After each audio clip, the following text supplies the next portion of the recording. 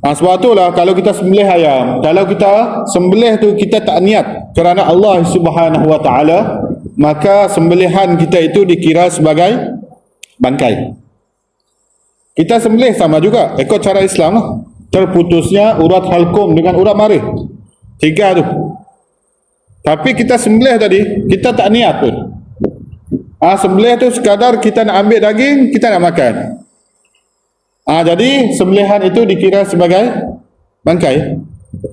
Sebab sembelihan tadi dikira sebagai ibadat.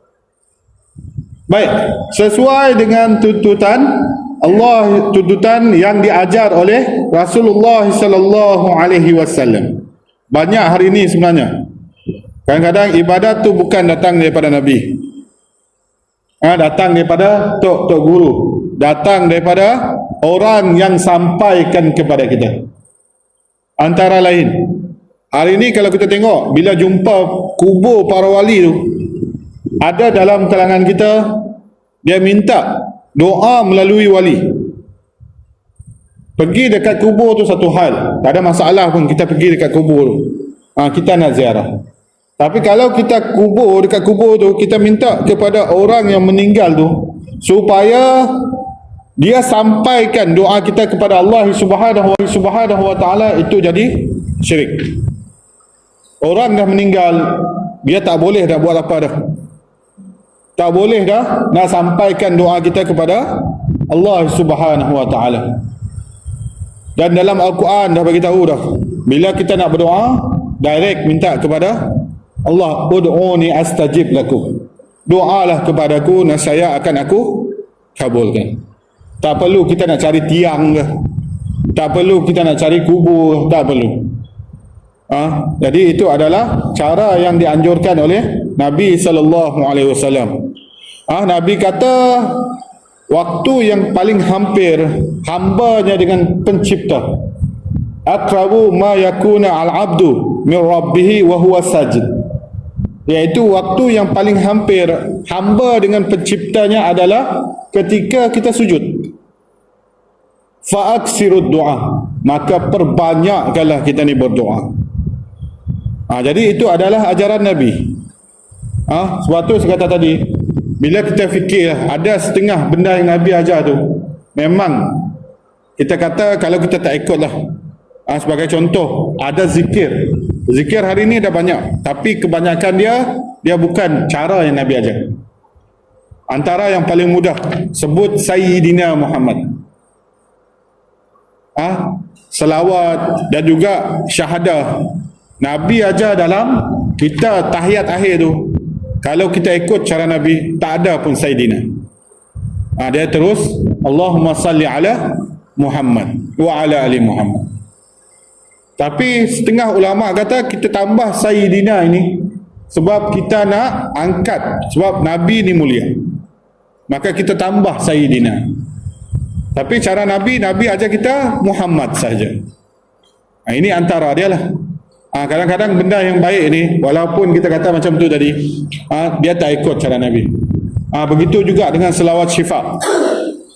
Selawat syifa, bila kita beranggapan melalui keberkatan yang ada pada Nabi Muhammad, baginda dapat menyembuhkan orang yang kesakitan. Selawat syifa, tib bil qulubi wa dawa iha, antara dia lah yang terkandung dalam selawat tu. Bila kita beranggapan melalui keberkatan yang Allah turunkan kepada Nabi, orang yang sakit dia boleh sembuh, maka itu termasuk dalam syirik. Sebab yang boleh menyembuhkan cuma Allah sahaja. Ni ada banyak selawat. Sebab tu saya kata tadi, dekat dunia ni, dekat luar tu, kita ada dengar banyak sebenarnya selawat, tapi tak semua dia datang daripada Nabi sallallahu alaihi wasallam. Sebab itulah syarat diterimanya ibadat tadi dia ada dua. Yang pertama, niat ikhlas kerana Allah Subhanahu wa taala. Yang kedua, sesuai dengan apa yang Nabi sallallahu alaihi wasallam sampaikan kepada kita. Ini adalah syaratnya. Selain daripada tu tak adalah. Kita buat ibadat, tapi Nabi tak bagi tahu pun.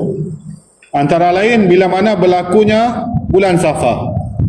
Banyak orang beranggapan bulan Safar ni bulan untuk kita menghilangkan sial-sial yang ada pada diri kita. Begitu juga kalau kita tengok ada satu hadis yang daif lah. Tak pasti taraf hadis tu daif ataupun mardud, tertolak. Yang mana dalam banyak-banyak hari, 7 hari tu, ada satu hari tu dia dianggap hari yang kurang. Hari yang kalau kita ambil lah bab bekam contoh dia. Jadi raki ni ataupun juru bekam ni, dia kata dia boleh je kita buat hijamah ataupun kita buat bekam banyak hari kecuali Rabu, dia kata. Sebab Rabu ni hari yang tak sesuai. Tapi kita ikut hadis tu, dia tak kuat pun. Sebab tu kalau tuan-puan pergi tempat-tempat ataupun pusat bekam, ada yang kata tak boleh pun kita bekam pada hari Rabu. Jadi dia ambil daripada hadis tu. Tak ada pun dalam 7 hari tu hari yang sial, tak ada. Ataupun kita kata bulan yang sial, tak ada. Cuma kalau kita tengok dalam Islam dia ada panggil bulan haram. Bulan haram. Baik, sidang hadirin yang dirahmati Allah Subhanahu wa taala. Syarat ibadat tadi dia ada 2 sajalah. Diterima oleh Allah Subhanahu wa taala. Yang paling penting bila kita beribadat ini, kita buat sesuai dengan tuntutan apa yang Nabi sallallahu alaihi wasallam ajar kepada kita. Dah beri signal dah belum? Dah.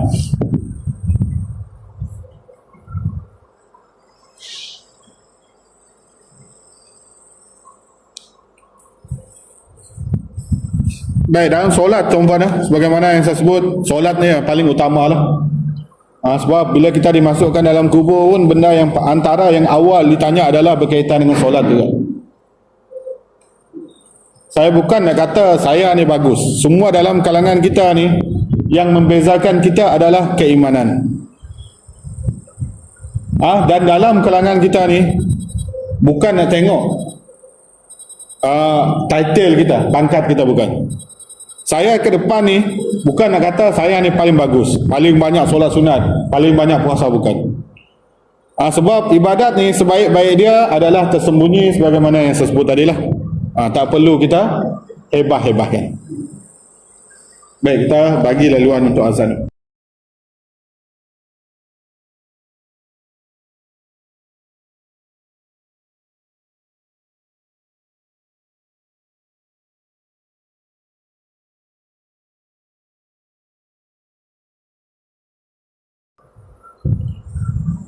Sidang hadirin yang dirahmati Allah Subhanahu wa taala.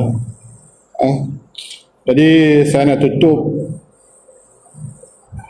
tazkirah ringkas saya pada malam ini dengan dalil ikhlas lah, sebagaimana dalam surah Al-Bayyinah, wa ma umiru illa liya'budullaha mukhlisina lahuddin, yang mana maksud dia adalah wa ma umiru illa liya'budullah, dan tidaklah disuruh kita ini untuk mengabdikan diri kita kepada Allah Subhanahu wa taala kecuali dengan keikhlasan. Jadi keikhlasan sebagaimana yang saya mention tadi, saya sebut, kita tak boleh nak nampak, kita tak boleh nak nilai. Dan bila kita buat ibadat pun, pahala kita ni dia tak sama dengan yang lain. Nak sembunyikan ibadat kita ni, antara dia adalah kita elakkan kita ni banyak bercakap. Sebagai contoh, kita banyak puasa sunat, kita banyak solat malam. Jadi nak elakkan kita terlepas. Jadi jangan kita banyak bercakap sebenarnya. Jadi kita kalau boleh, bila kita bercakap tu, kita bercakap benda yang baik. Jangan bila kita cakap-cakap kita terlepas. Jadi ibadat ni sebagaimana yang saya sebut pada awal tadi, yang paling afdal adalah ibadat yang kita buat secara tersembunyi. Bila tersembunyi, kita nak elakkan lawan kepada sifat ikhlas tadi adalah riak lah. Kita nak menunjuk dulu, tunjuk diri kita ni alim, tunjuk diri kita ni baik. Ni adalah lawan kepada sifat ikhlas tadi. Sebab tu seelok-eloknya benda yang baik itu kita buat secara